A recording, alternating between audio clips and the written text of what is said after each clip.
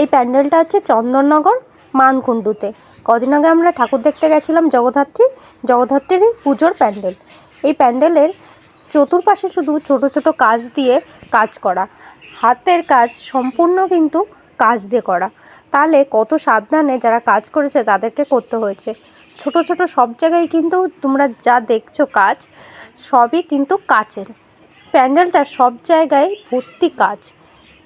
ছেলেকে নিয়ে গেছিলাম, যথারীতি সাবধানেই হাত ধরে রেখেছিলাম, কারণ ভুলে যদি কোনো সময় প্যান্ডেলের গায়ে হাত দিয়ে দেয় তাহলে ছেলের হাতটা কেটে যাবে। আর প্যান্ডেলের লাইটিংয়ের কাজ কিন্তু অপূর্ব সুন্দর, আর দেবী মূর্তির মুখটাও কিন্তু অপরূপ সুন্দর।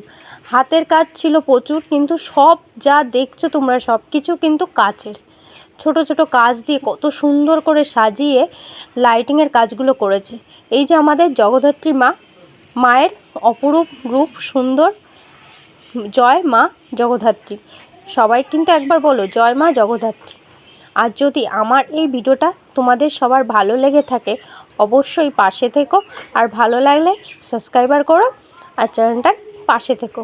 আর যারা ফেসবুক থেকে দেখছো অবশ্যই আমাকে ফলো করো, কারণ ফলো করলে ভালো লাগবে।